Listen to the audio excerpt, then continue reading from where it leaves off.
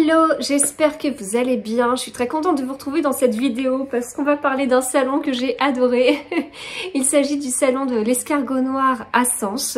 Et c'est un salon, alors petit salon mais vraiment très bien. Et voilà, je suis très contente de faire cette vidéo du coup. Alors c'est un salon que j'ai beaucoup préparé parce que j'avais pas mal de livres d'auteurs présents qui étaient dans ma palle et voilà, je me suis dit que c'était l'occasion de les lire justement. C'est quelque chose que j'aime bien en fait. Je vois globalement dans mes lectures alors vous savez, je planifie à peu près mes lectures, alors à peu près parce qu'en fait ce que je fais maintenant, c'est que je mets des livres un peu dans le mois, puis après je peux tout à fait les bouger. Enfin, mon planning est de plus en plus flexible, mais j'ai toujours un planning. J'ai aussi autre chose, une autre organisation dans mes bibliothèques, puisque j'ai derrière moi les livres que j'ai lus en format poche, de l'autre côté de la salle à manger, parce que là on a, je sais plus, 9 mètres de bibliothèque. De l'autre côté de la salle à manger, on a les livres lus en grand format. Et, enfin, quand je dis que j'ai lu, c'est aussi que mon mari a lu. Enfin, voilà. Et puis en fait, en face de moi, j'ai ma palle que j'ai divisée en deux parties, et notamment une partie avec les livres que j'ai déjà pris en photo pour Instagram. Mais voilà, je vous détaillerai ça un petit peu plus tard, mais ça m'aide aussi dans mon organisation parce que je passe beaucoup de temps à faire des photos et voilà, enfin bref, ça m'aide. Et donc tout ça pour vous dire que dans mon organisation, eh bien j'ai des livres comme ça que j'ai envie de lire dans le mois, alors que j'ai envie de lire parce que ce sont des services presse et que les sorties approchent, ou alors parce que des salons arrivent et que les auteurs seront présents.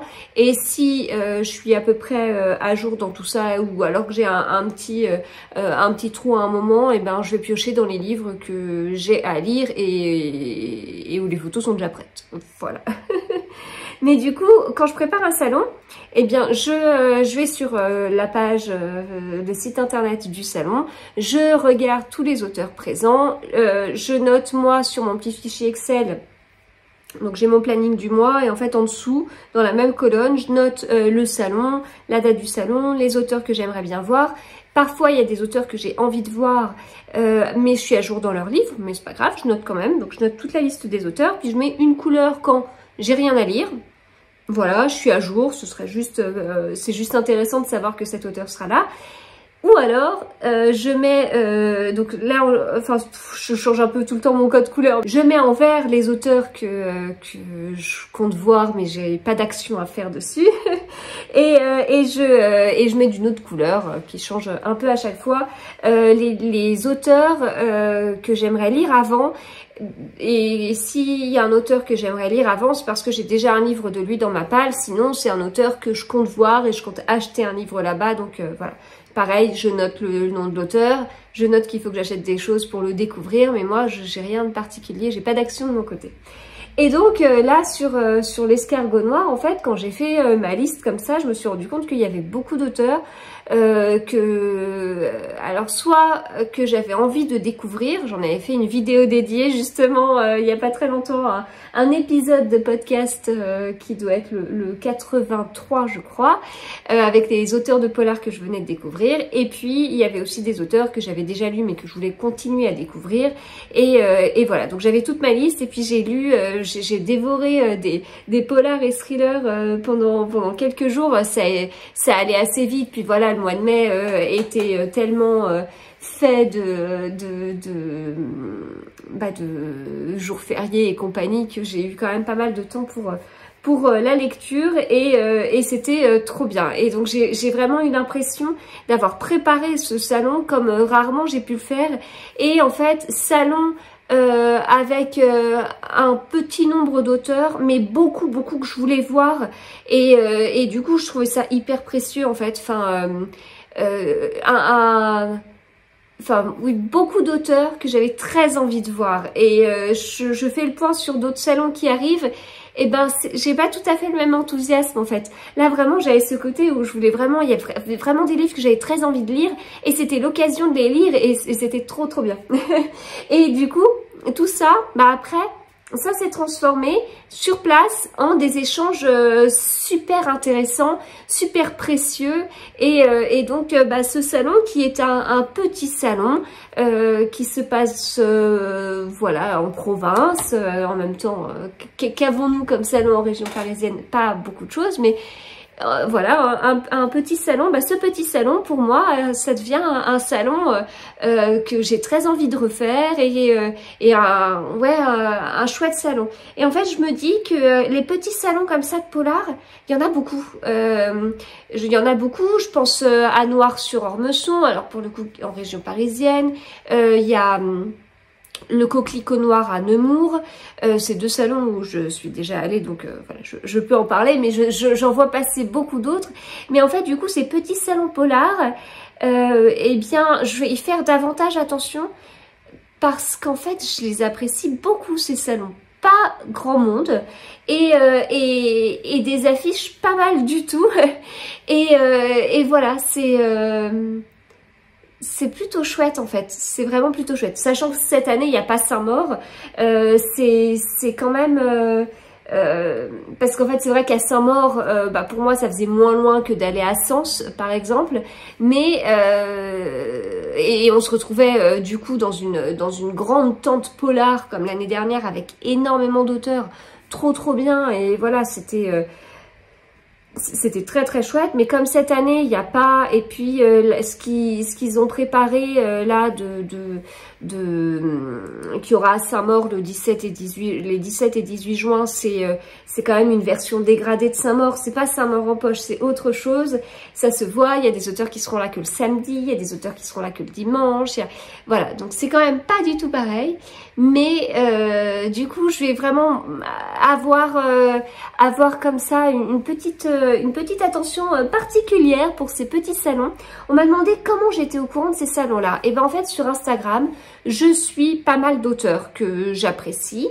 Et en fait c'est en suivant justement une autrice, je crois que c'est sur le compte de Marlène Charine, si je me trompe pas, que j'ai vu passer ce salon-là. Et là je me suis dit, oh tiens, je regarde, donc je vais sur le site de la SNCF, je regarde de chez moi à Sens combien de temps on met, je regarde aussi le prix, là en l'occurrence, j'y suis allée avec ma grande a payé 4 € l'aller-retour, et moi c'était 28 € je crois, donc voilà, ça restait raisonnable, et donc voilà, je regarde comme ça, qu'est-ce qu'on a prévu ce jour-là, qu'est-ce que mignon, et puis j'ai vu que c'était tout à fait possible, et donc voilà, donc je l'ai un peu préparé au dernier moment, en l'occurrence mes billets de train, je les ai pris même moins de 24 heures avant, pour être sûre, parce que j'étais pas hyper en forme au début, donc voilà, je voulais être sûre de pouvoir y aller.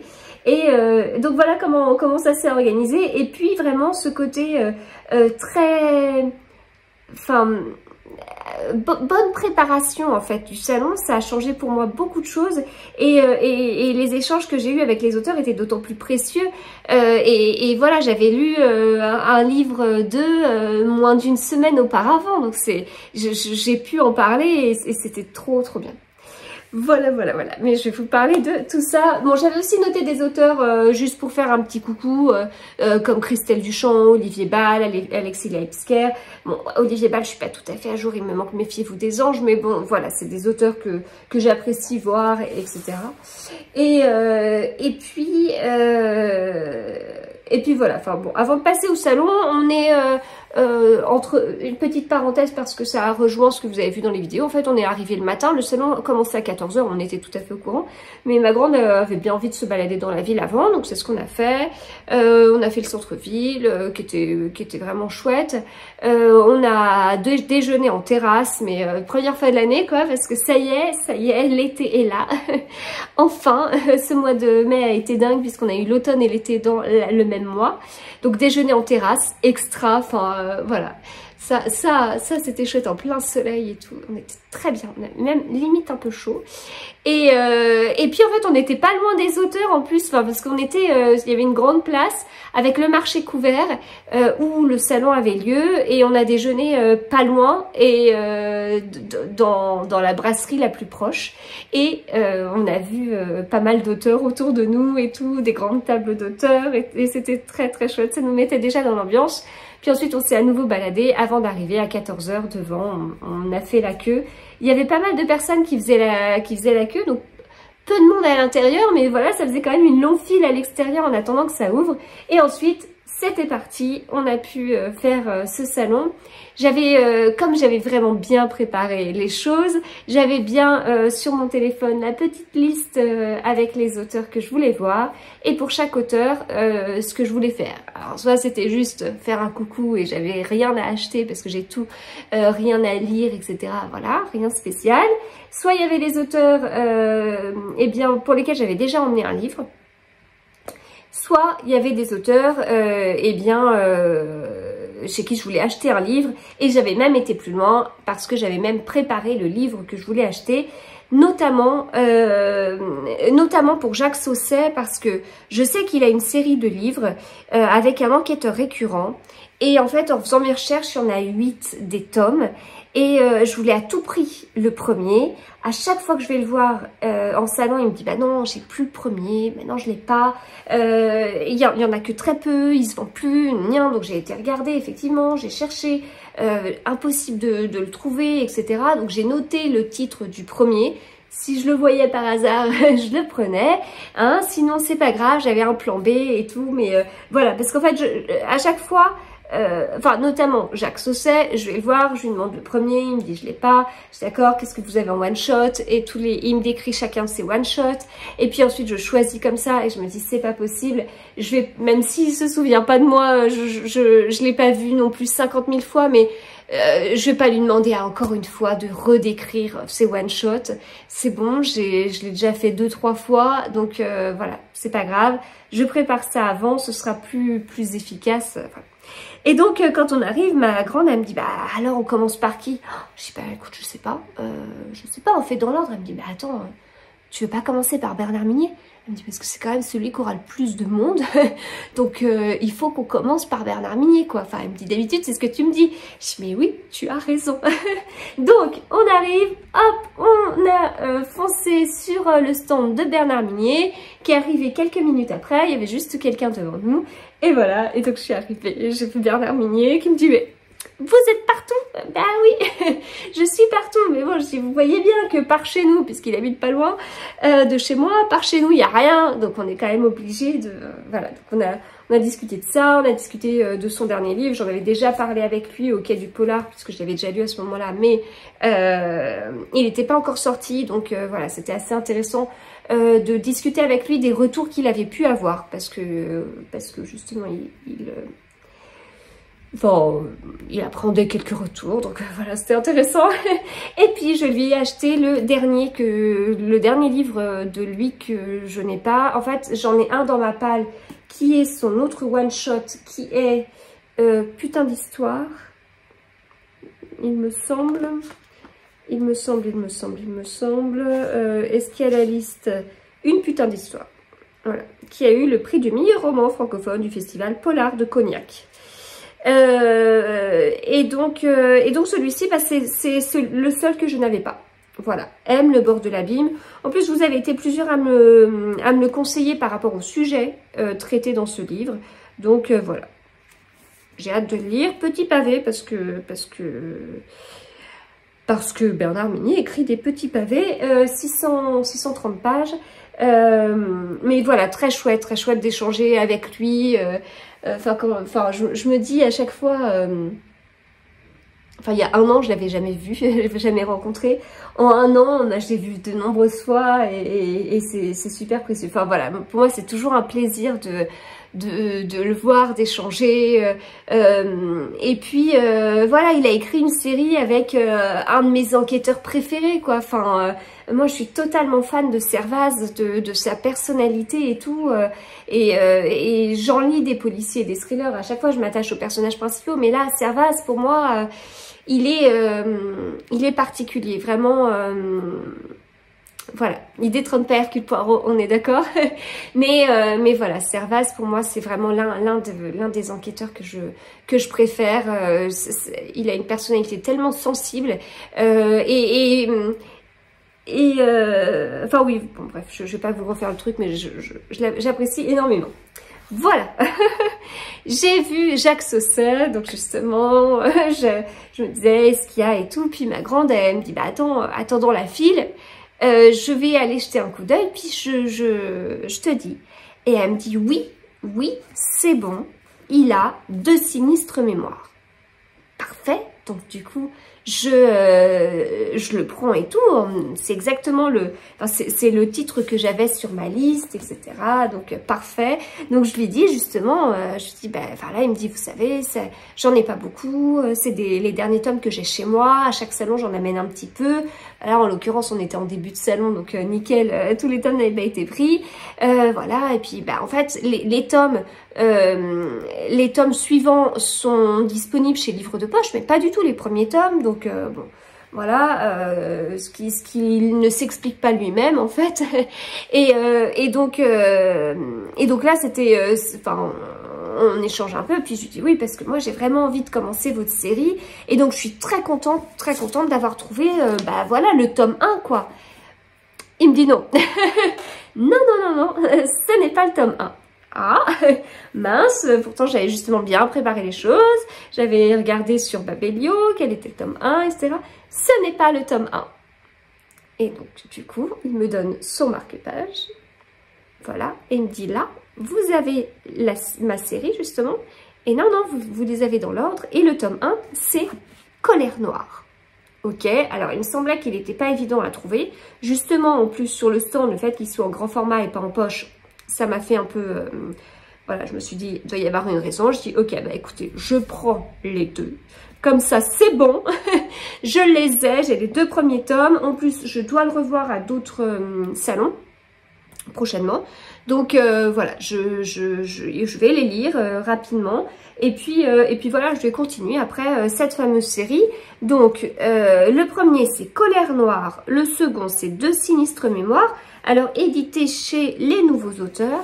Et ensuite, en tome 3, on a 4 racines blanches. En tome 4, on a L'enfant aux yeux d'émeraude. En tome 5, on a La pieuvre. Tome 6, ne prononcez jamais leur nom. Tome 7, 7 sur 13. 7 13e, je sais pas comment on dit. Et 8e tome du Poison dans la tête. Voilà. Donc, maintenant, c'est bon, j'ai tout. J'ai tout pour avancer chez Jacques Sausset. Dans ces one-shots, j'ai lu Principe mortel et 5 doigts sous la neige. J'ai dans ma palle Le Loupin. Dans les autres hors-série, il y a Sens interdit, Les Caras de l'opéra, Enfermé. Et c'est ce dernier que je pensais prendre si j'avais pas trouvé les premiers tomes de la série. Je suis trop contente. Je suis trop contente d'avoir trouvé ça. Et alors, je sais que son dernier, L'Aigle Noir, je sais qu'il a énormément de succès et tout, mais je ne l'avais pas demandé à Fleuve parce que j'avais pas trop de contact avec eux à cette époque, je crois. Et puis, bah, il n'est pas sorti en poche, donc voilà, je me précipite pas dessus. Je vous dis tout ça, mais j'ai quand même acheté des grands formats. Donc voilà. Ensuite, alors si je me rappelle de comment ils étaient tous installés, donc on a fait un coucou à Christelle Duchamp. Ensuite on est passé, alors d'ailleurs je vais vous montrer que les livres adultes qu'on a pris, mais je vous parle pas des livres jeunesse. Donc j'ai pris 7 livres adultes, je vous en ai déjà montré 3.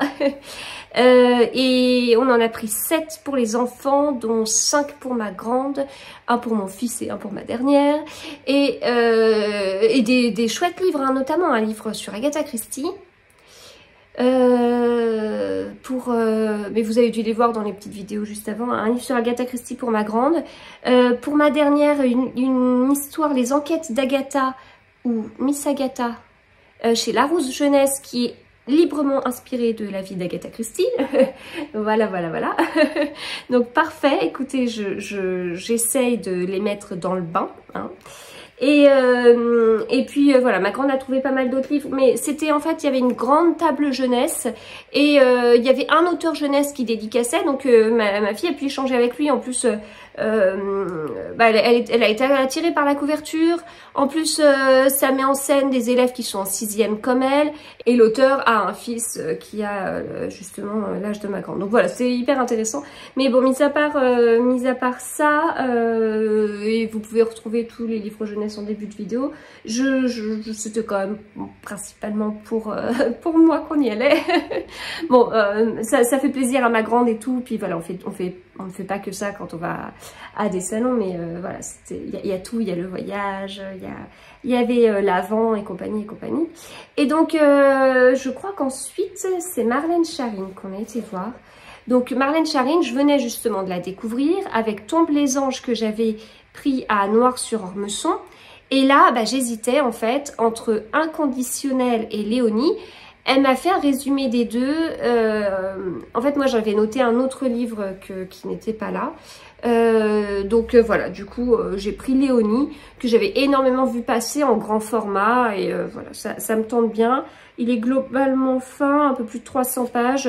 Je pense qu'il va faire assez froid dans le dos. Voilà, en fait, j'avais jamais lu la 4e, mais comme elle me l'a expliqué, puis à voir la couverture, voilà. Donc Léonie, pour continuer à découvrir Marlène Schiarine, j'y avais parlé du côté un peu surnaturel qui m'avait surprise et dans Tombe les anges, mais voilà, enfin qui m'avait surprise, agréablement surprise. Et du coup, elle m'expliquait que dans Léonie, il n'y aurait pas cette partie surnaturelle. Voilà, donc j'ai hâte de voir aussi. Voilà, ensuite, eh bien, on a continué notre chemin.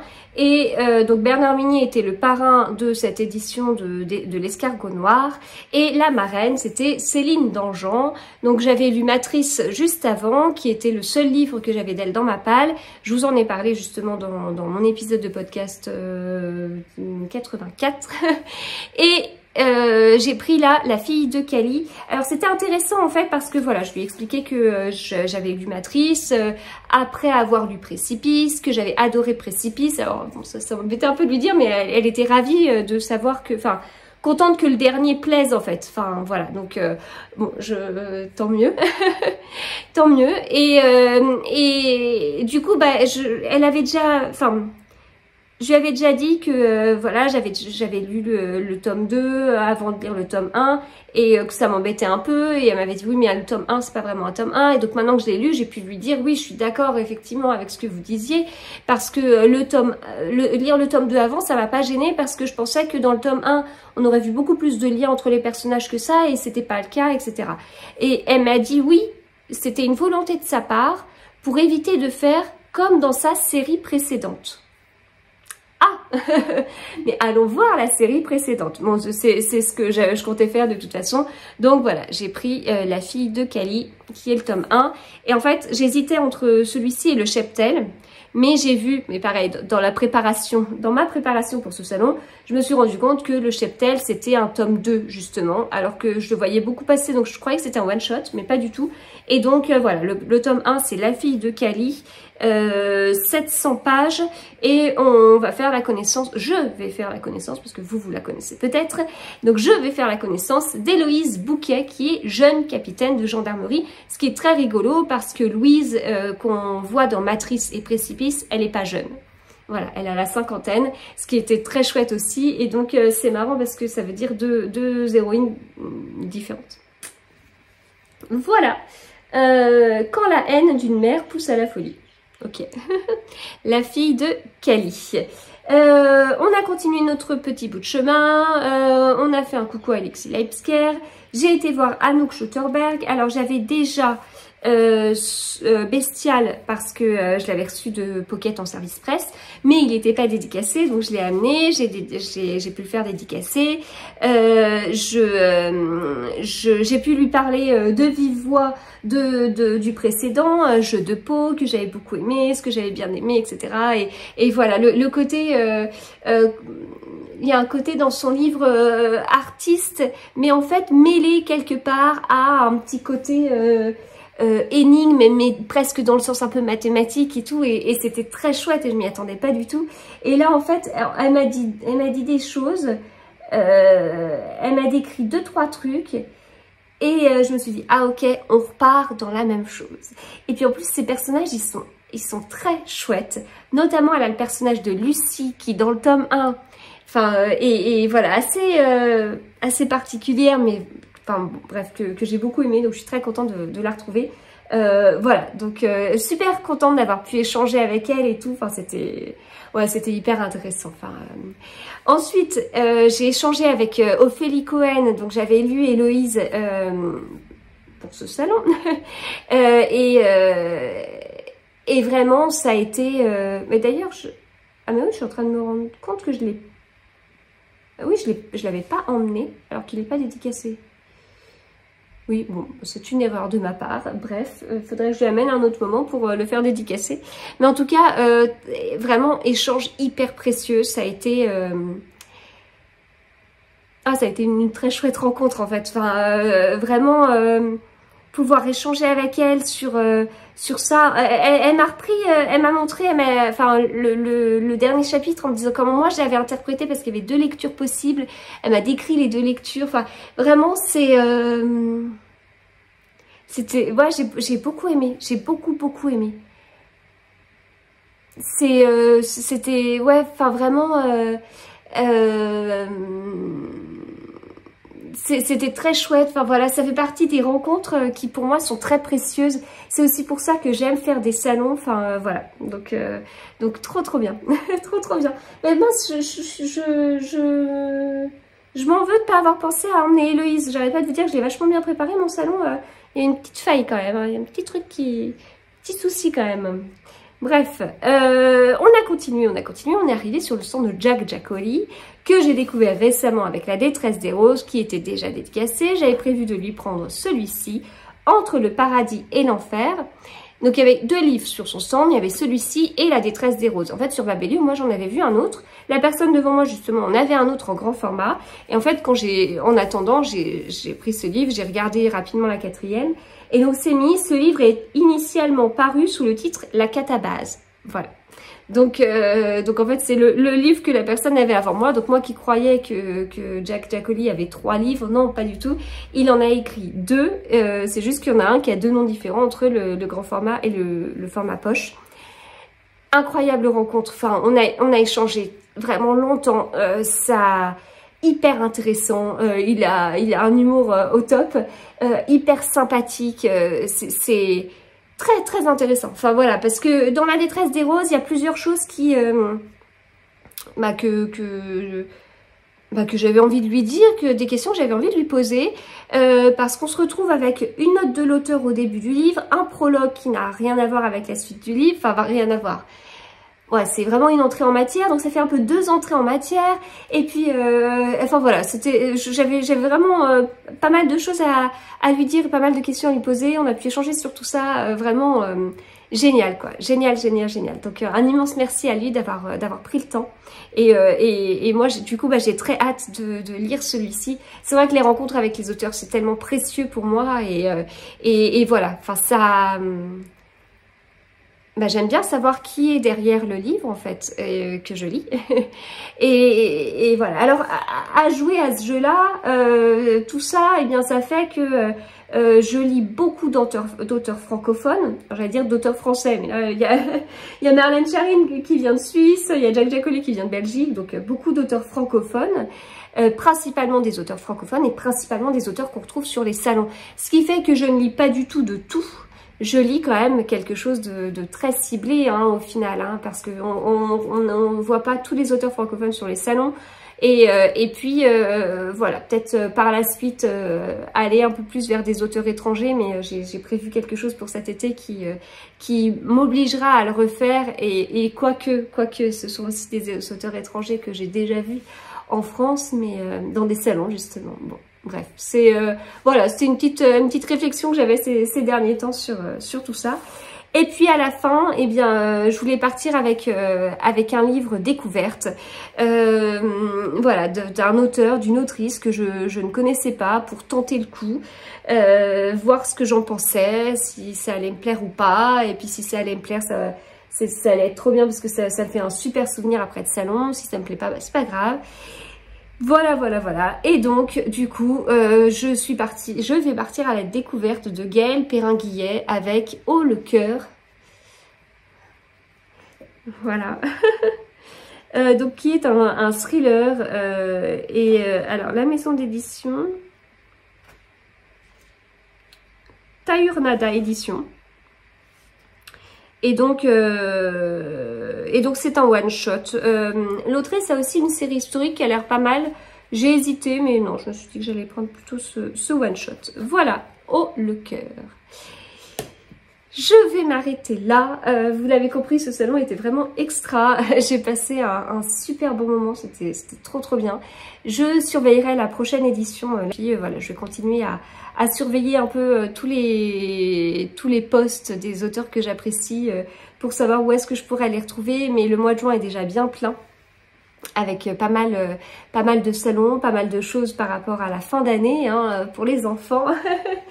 Et fin d'année scolaire bien évidemment, puisque au mois de juin ce n'est pas du tout la fin de l'année, mais période qui arrive qui est pas celle que je préfère, qui a été compliquée pour moi l'année dernière niveau santé à cause de tout ça.